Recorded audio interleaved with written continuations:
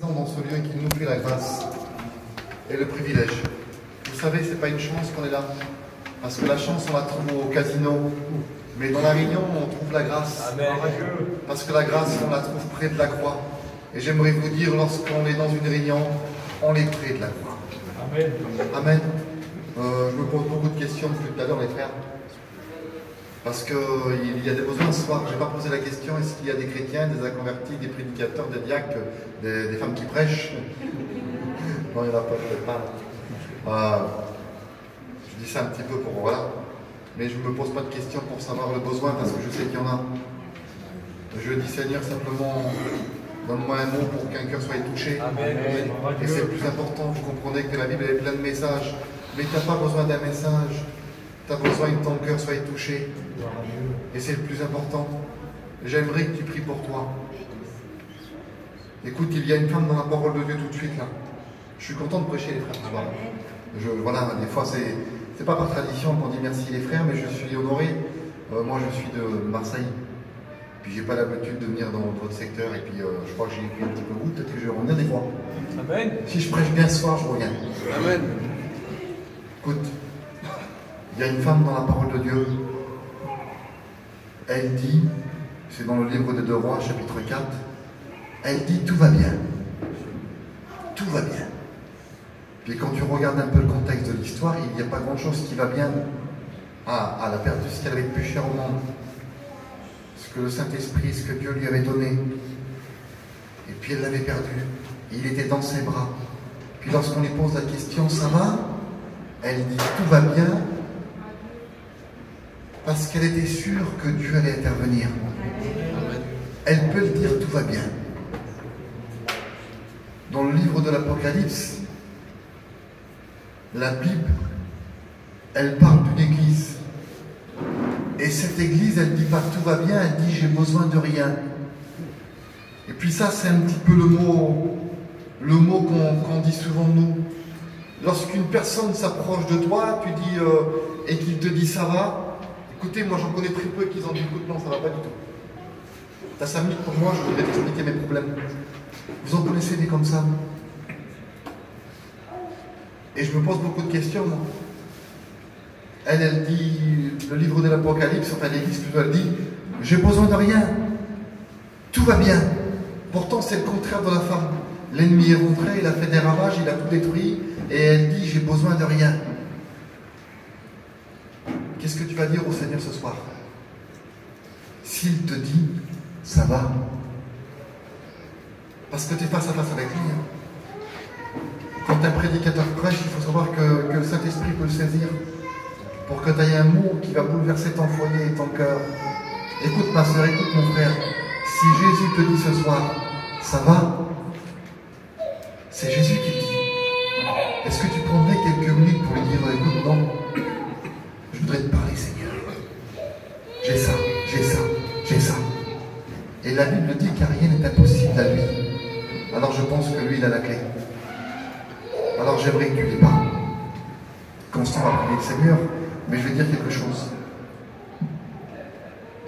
Il y a un texte de la parole de Dieu là. C'est une grande introduction peut-être les frères, mais je voudrais rentrer comme ça dans le message, et puis je ne sais pas où je vais aller, je vous dis la vérité, c'est vrai. L'épître de Jacques, il dit ces mots, les frères. Chapitre 5 et verset 13. Quelqu'un parmi vous, et j'aimerais que tu écoutes ces mots, quelqu'un parmi vous est-il dans la souffrance? Qu'il prie. Amen. Qu'il prie. Et c'est ce qu'on va faire tout de suite. Amen. Tu pries pour toi, et puis Constant va me présenter mon Seigneur. Merci à toi, Seigneur Dieu de la vie. Merci pour le privilège. C'est un bonheur d'être à l'Avignon dans cette soirée. Quel privilège d'être là. Merci, Seigneur, d'être là. Merci pour les chants cantiques. Merci pour les témoignages. Mais maintenant, il est temps d'écouter ta parole. Toi, le frère qui s'est mis à part pour toi, Seigneur. Il va prêcher ta parole. Et nous sommes heureux et contents de pouvoir entendre ta parole. Dans cette soirée, ta parole, Seigneur, elle va parler dans les cœurs. Alléluia. Seigneur, que ta parole, Seigneur Jésus. Oh, Seigneur, qu'elle puisse toucher les cœurs les plus durs. Mettons en test toute la place. Amen. Amen. Gloire à Dieu. Amen. Merci au Seigneur. Vous savez, un jour, il y a un foyer. Il y a un foyer qui passait par un gros nuage. et qu'ils avaient beaucoup de difficultés à avancer parce que le mari, c'était une catastrophe. Puis la femme, elle essayait de tenir un peu les deux bouts. Elle essayait de forcer quand elle peut, alors elle essayait de lui parler, mais quand une femme parle à son mari, c'était un peu de la moralité. Pourquoi tu agis comme ça? Pourquoi tu fais telle façon? Puis vous connaissez un petit peu la discussion des foyers. Et ça devenait de plus en plus dur pour elle. Alors à un moment donné, elle disait souvent, tu verras un jour que tu reviendras, je ne serai plus là. Un jour, je vais te laisser parce que je ne peux plus rester avec toi. Tu fais rien pour sauver notre foyer, je ne peux plus rester avec toi. Puis l'opprobre s'était installé. Parfois, le mari ne voyait pas le jour. Et puis l'angoisse et la tristesse avaient rentré dans ce foyer. Un beau jour, le mari, mieux décidé qu'un autre, il part travailler. Et cette femme-là, voyant que ça ne marchera pas, elle essayait de faire des choses avec son caractère ou sa façon de parler, voyant que ça ne marchera pas, elle prend une lettre, une page blanche, elle se met sur la table, elle prend un stylo puis elle commence à écrire. Et puis les mots venaient et le stylo ne bougeait pas. Des larmes coulaient sur cette feuille et elle ne pouvait pas écrire parce que c'était encore de la moralité. Qu'est-ce que je pourrais dire pour qu'il change? Elle laisse le stylo, elle laisse la feuille blanche et elle part. Lorsqu'il rentre chez lui, il s'aperçoit que sa femme n'est pas là. Il regarde sur la table et il voit bien que sa femme avait l'intention de lui écrire une lettre et puis qu'elle n'avait rien écrit. Et vous savez ce que c'est la page blanche, les frères? C'est la remise en question.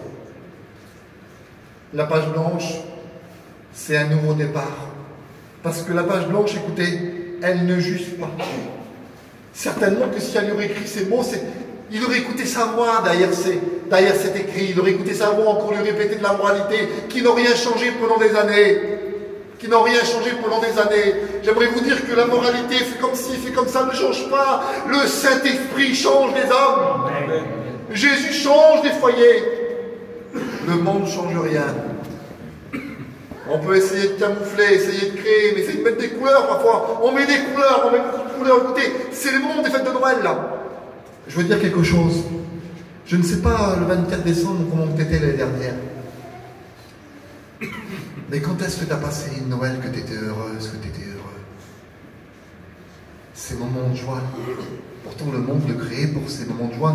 Nous on le voit plutôt pour une grâce et on est autour du sapin, c'est symbolique pour moi. Mais quand je vois mes petits autour du sapin, ça m'arrive de pleurer. Je regarde mes petits, moi je regarde tout le monde là. Et puis je vois mes vieux parents. Je pleure parce que Dieu nous donne la santé, nous donne le bonheur. C'est pas Noël qui donne la joie, vous comprenez bien. Mais quand est-ce que tu as passé un moment où tu étais heureux? Qu'est-ce qui donne ce poids sur ses épaules? Ce mari, il regarde la feuille blanche. Et puis il voit des traces de larmes, c'est sûr. Il voit la souffrance d'un seul coup qu'il est en train d'apporter à son foyer.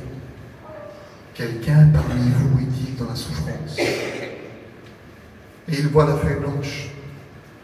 Puis il comprend tout. La feuille blanche lui a tout expliqué. Dans la parole de Dieu, dans toutes les langues et tous les pays différents, Dieu a pris soin pour nous, au milieu de la Bible, de mettre une page blanche, les frères. Il y a écrit un seul mot, Nouveau Testament, un nouveau départ, une nouveauté de vie. Parce que lorsqu'il y a le désarroi, lorsqu'il y a de la tristesse, lorsqu'il y a de la colère, lorsqu'il y a de l'incompréhension, Dieu construit tout. La Bible dit, dans le livre de la Genèse, au chapitre 1er, versets 2, 3, 4, il dit, au commencement, Dieu créa la terre et les cieux. La terre était informe et vide. Mais il y a une version qui dit, la terre n'était que chaos. Ça veut dire que c'était noir, il y avait quand même une nappe noire sur la surface de la terre. C'était le chaos, il n'y avait rien. Mais là où il y a le chaos, aujourd'hui on peut dire, j'ai reçu un chaos. Quand on reçoit une mauvaise nouvelle, on peut dire parfois j'ai reçu un chaos. Je ne pouvais plus avancer, je ne pouvais plus bouger, j'étais chaos. Écoutez, on ne parle pas de match de boxe.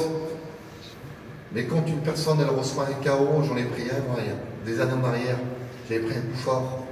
Je me suis retrouvé par terre, je ne voyais plus rien. J'entendais plus rien, je ne pouvais rien faire. Et personne ne pouvait rien faire pour moi, je voyais le noir total. Il y a des personnes qui vivent dans le chaos, qui n'avancent pas, et qui voient que de noir devant eux. Le noir total. Mais la Bible dit que Dieu dit que la lumière soit. Amen. Et la lumière fut. Amen. Dieu créé dans le chaos, les frères. C'est ce que j'aimerais dire. Le mot espoir ne suffit pas. J'allais dire, il y a un espoir pour toi ce soir, mais le mot espoir ne suffit pas. Il faut que la lumière s'allume dans ton foyer, dans ta vie. Un jour, il y a un homme qui veut se donner la mort, il est dans une prison, c'est un geôlier. La lumière était éteinte. Pour lui, c'était le chaos, il avait perdu toute situation. Il prend le couteau, écoute-moi bien, je ne sais pas où on a été, jusqu'à où on a été dépensé. Il prend le couteau, il se met face à lui, prêt à se donner la mort. La Bible dit que l'homme de Dieu dit ces mots: ne te fais pas de mal, nous sommes tous ici. Rallumez la lumière pour qu'il nous voie.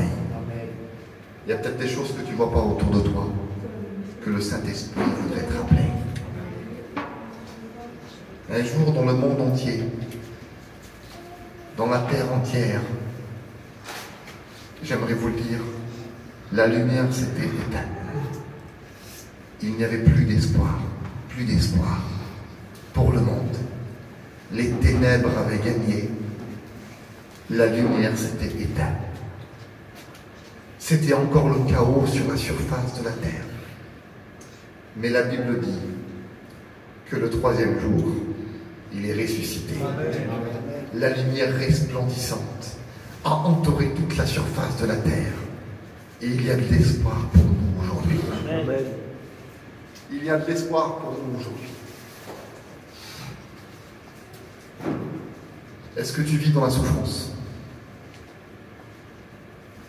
On peut tromper beaucoup de monde, vous savez.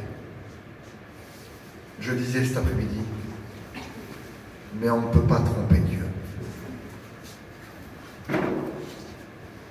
Si le Seigneur il dirait aujourd'hui, ça va? Comment tu es en ce moment? Dis-moi ton problème, ça va?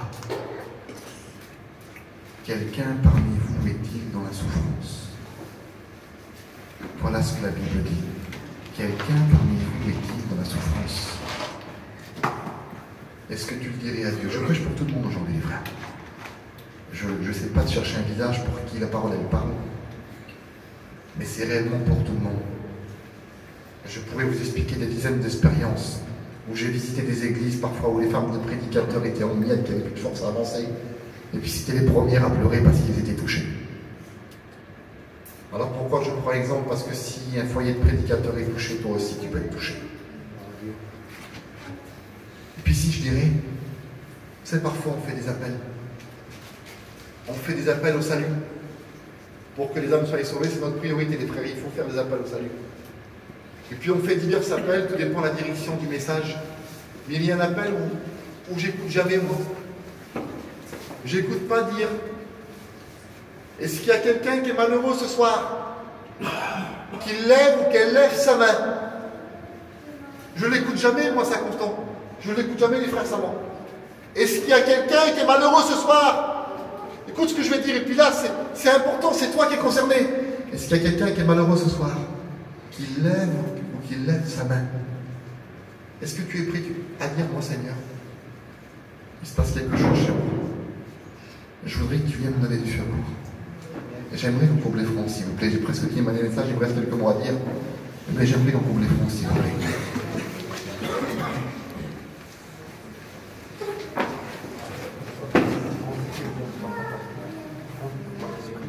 Que tout le monde puisse couper les fronts. Tu es face à face avec lui. Puis c'est l'évangile qui parle, c'est la Bible qui parle. On ne peut pas parler Jésus, vous savez. Mais il parle à travers sa parole. Amen, amen. La Bible dit que c'est poussé par l'Esprit, que les hommes ont parlé de la part de Dieu. Et si le Seigneur il serait là ce soir, qu'est-ce que tu lui dirais? Tout va bien? J'ai besoin de rien? Ou tu es prêt à lui exposer ta vie?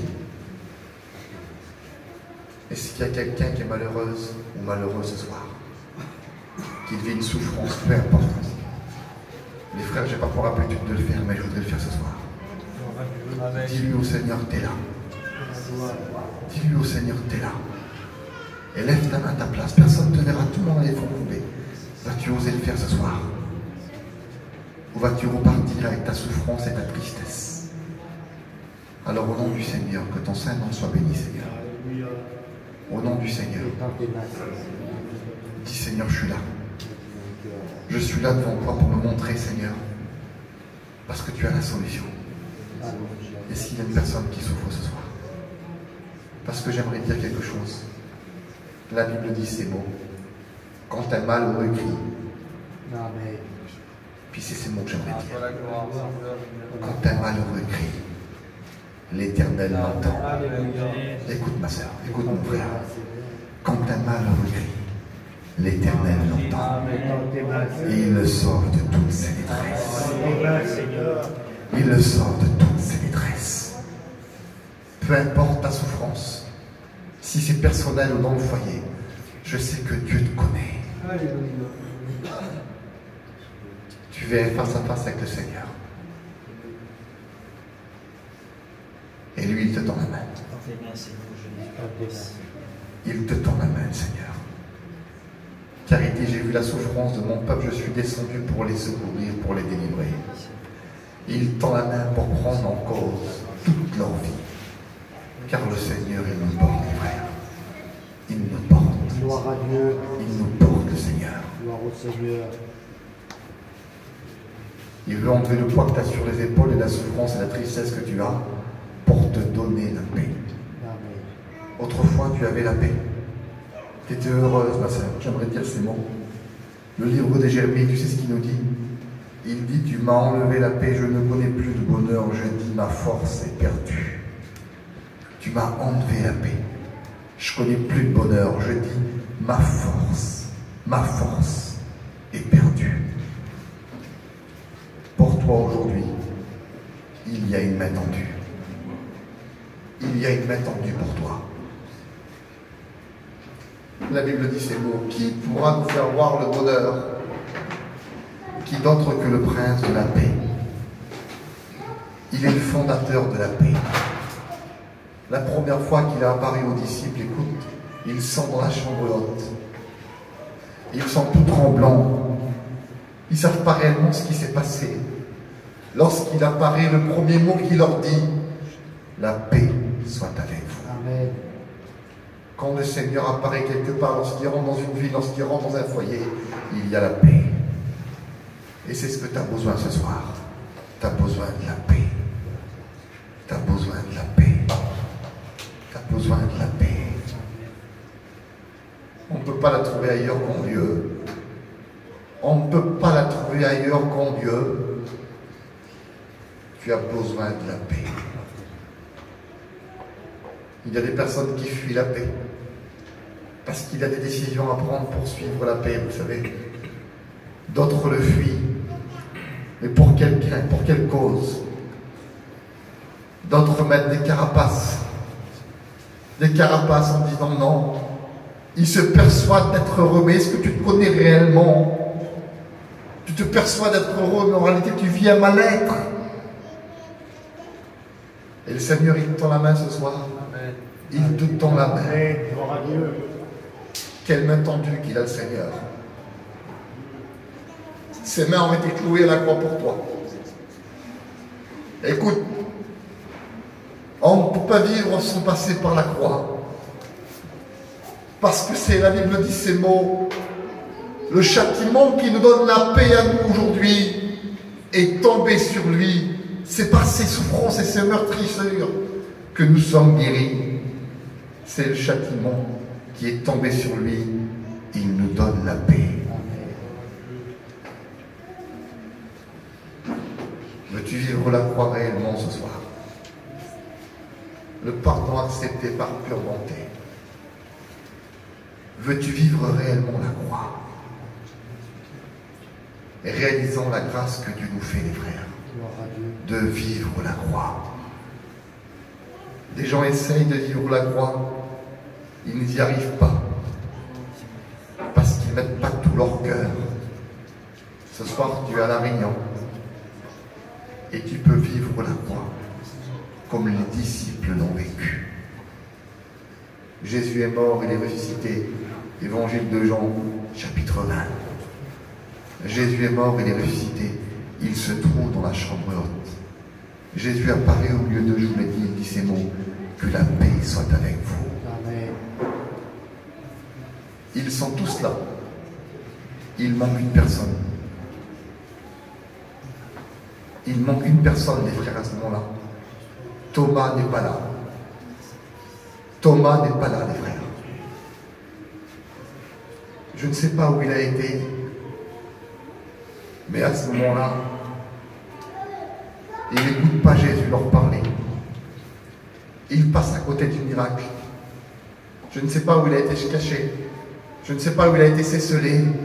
Je sais une chose, c'est qu'il est en train de se faire du mal, Thomas. La Bible dit que 8 jours se passent. 8 jours. 8 jours se passent. Le prince de la paix était parmi eux. Un des disciples s'approche de Thomas et lui dit, Thomas, nous avons rencontré le Christ. Il est ressuscité. Vous savez ce que Thomas dit? Je n'y croirai pas si je ne mets pas mon doigt dans les plaies de ses mains. Si je ne mets pas ma main sur son côté qui a été percé, je n'y croirai pas. Parce que Jésus est rempli d'amour, c'est pour ça qu'il te parle particulier ce soir. Qu'il te pousse jusqu'au bout. Jusqu'au bout, il te pousse. La Bible dit que quelques jours se passent, il se retrouve dans la chambre haute, dans un endroit où il était en sécurité. J'aimerais vous dire ce soir que nous sommes dans la chambre haute, dans un endroit où il y a la paix. Dans un endroit où il y a la paix. La Bible dit ces mots, heureux ceux qui procurent la paix. Les frères, nous procurons la paix. Les frères, vos foyers procurent la paix. Ceux qui sont proches de Jésus procurent la paix. Il n'y a pas besoin de faire de grands signes, les frères. Il n'y a pas besoin de faire des bouleversements. Simplement ta vie. Si tu es proche de lui, tu procures la paix. Ils sont dans la chambre haute, les frères. Jésus apparaît, Thomas est là. Et Jésus dit les mêmes mots. Que la paix soit avec vous. Il regarde autour de lui, Jésus. Il voit qu'il y a une personne de plus. Parce que Dieu connaît les cœurs. Il savait ce que Thomas avait dit. Sais-tu qu'il savait ta prière, que tu as prié aujourd'hui là? Jésus la connaît. J'aimerais te dire, ce que tu as prié aujourd'hui, Jésus le connaît, puis il l'entend. Alors le Seigneur va rester indifférent avec Thomas. Il va parler aux disciples. Et il va laisser Thomas tel quel, dans son incompréhension, dans son incrédulité. Il va laisser Thomas tel quel. Mais j'aimerais vous dire que Jésus ne passe pas à côté d'un besoin, mais il résout tous les problèmes. L'homme, beaucoup de situations lui échappent. Jésus, aucune situation lui échappe. Vous savez ce qu'il fait?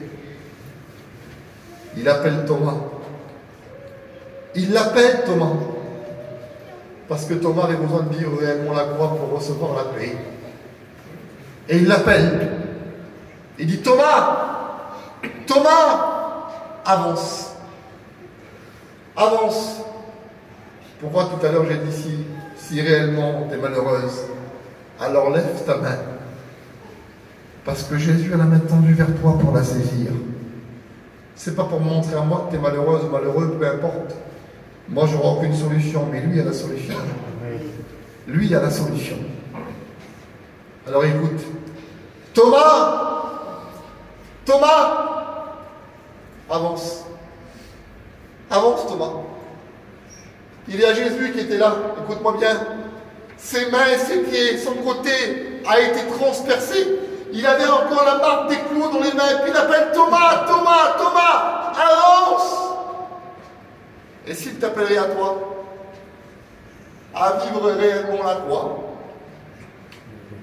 Il t'appelle par ton nom. Imagine. Sonny, le jour où tu étais en dessous du chapiteau là, et que le petit garçon il prêchait, en quelque sorte, il t'a appelé, il t'a dit Sonny, Sonny, approche, regarde, mes mains ont été percées pour toi. Constant, moi je connaissais un petit peu son témoignage par rapport à Sonny, quand tu étais en prison, tu voulais te faire du mal, et tu as écouté la voix de cet esprit qui a dit Constant, Constant, regarde mes mains, ils ont été percées pour toi. Souvenez-vous le jour où vous avez été appelé par le Saint-Esprit, en disant venez voir les mains de Jésus qui ont été percées pour vous. Il a appelé Thomas par son nom. Amen. Il t'appelle à toi par ton nom. Tu sais ce qu'il dit à Thomas? Thomas, donne-moi ta main. Mets-la sur mon côté parce que mon sang a coulé pour toi. Amen. Donne-moi ta main, Thomas. Prendre la main de Jésus. Réalise la grâce que Dieu te fait. Prendre la main de Jésus. J'aimerais qu'on puisse couper les fronts. Que ton Saint-Nom soit béni, Seigneur. Que ton Saint-Nom soit béni. À toi soit toute la gloire, Seigneur. À toi soit toute la gloire, Seigneur. Merci, Seigneur, pour ce que tu fais. Merci pour ce que tu fais, Seigneur. Parce que c'est toi qui appelles. Ce n'est pas la voix d'un homme qui appelle, Seigneur, mais c'est toi. Tu dis parce que j'ai vu la peine et la souffrance, je suis descendu. Je crois que tu es dans cette réunion, Seigneur.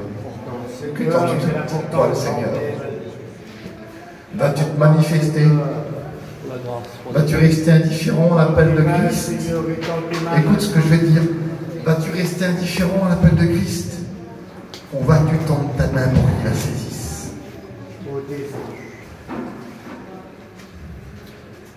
Saisis la main de Jésus. Je t'en supplie. Peu importe t'es qui, je ne sais pas, je le dis tout à l'heure, je prêche pour tout le monde, mes frères. Je vais faire qu'une appel, j'en ferai pas deux, je te promets, j'en ferai pas deux. Je ne sais pas faire les appels. Mais je sais une chose, c'est que le Saint-Esprit est beaucoup plus puissant et plus fort que n'importe quel homme. Et c'est lui qui appelle. Et là, écoutez, dans un Saint-Esprit, j'aimerais que personne ne regarde. Veux-tu tendre ta main au Seigneur? Veux-tu tendre ta main au Seigneur pour qu'il prenne soin de toi? C'est un engagement personnel avec lui. Veux-tu tendre ta main au Seigneur? Lève ta main et je prie pour toi. Je l'ai dit, je ferai qu'une appel au nom du Seigneur. Lève ta main et je prie pour toi. Alors je vais prier le Seigneur pour vous. Je vais prier le Seigneur maintenant. Je sais une chose ce soir. C'est que le Saint-Esprit t'a parlé. Tu n'oses pas lever la main parce que, écoute-moi bien, tu es une personne qui est connue dans l'Église. Et tu es aussi connu de Dieu. Et qui souffre. Je n'ai pas l'habitude des frères de le dire, mais c'est vrai. Le Seigneur, il veut te sortir de ta force. Il veut te sortir de ta force. S'il y a du noir autour de toi, il te faut de la lumière. C'est lui de la lumière. Alors si tu n'oses pas lever la main parce que écoute, tu es quelqu'un qui est connu dans l'église et puis peut-être que tu as honte, mais je t'en prie, viens trouver un prédicateur et fais-le. Fais-le maintenant. À toi soit toute la gloire, Seigneur. Merci pour ce que tu fais, Seigneur. Merci parce que tu agis puissamment dans les cœurs, tu révèles par ta pensée, par le Saint-Esprit, Seigneur. Bénis chacun d'entre nous. Merci pour cette église parce que ton œuvre, elle est grande, elle est bonne, Seigneur Jésus.